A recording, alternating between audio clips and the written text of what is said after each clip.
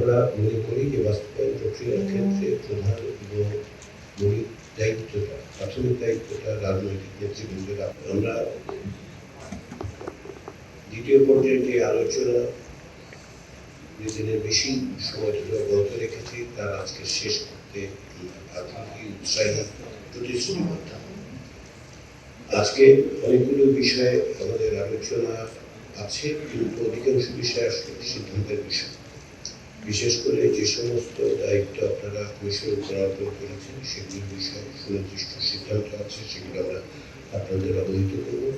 তার আগে যেগুলি অনালোচিত বিষয় আছে, অনালোচিত বিষয়গুলিতে আমরা যাব। দু একটি অনালোচিত বিষয় আছে, কিছু ক্ষেত্রে ফোন থেকে সিদ্ধান্ত আমরা নিতে চাই।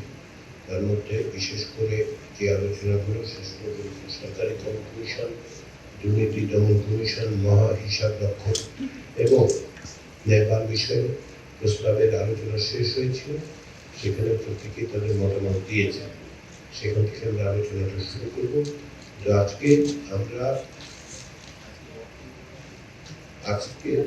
আলোচনার যে পর্ব, সেই আলোচনার পর্বের মধ্য দিয়ে যে সমস্ত বিষয়ে প্রস্তাবিত হয়েছে তার নিষ্পত্তি করার পরবর্তী পর্যায়ে ইতিমধ্যে কিছু প্রশ্ন উঠেছে, বিশেষ করে যেটা বাস্তবায়ন প্রক্রিয়া সম্পর্কে।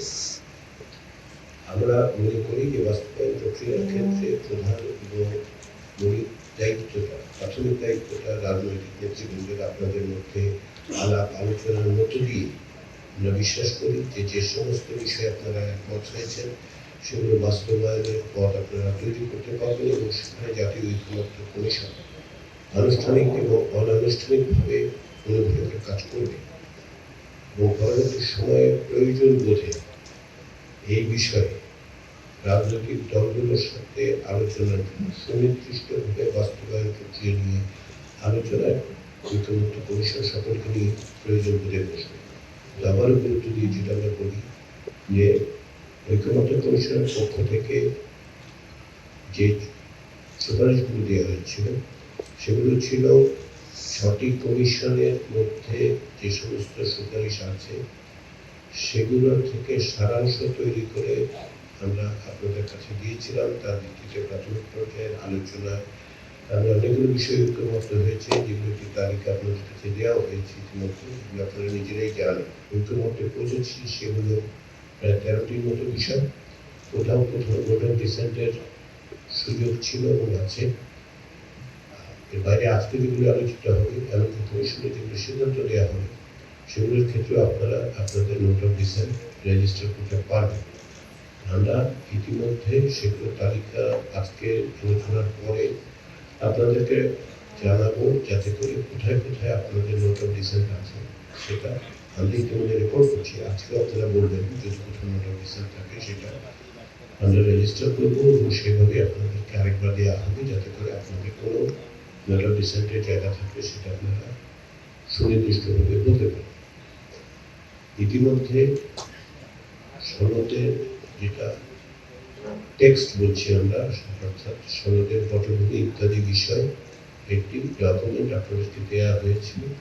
তার ভিত্তিতে তার ব্যাপারে আপনারা পরিবর্তন, সংশোধন, সংযোজন ইত্যাদি বিষয়ে পরামর্শ দিয়েছেন।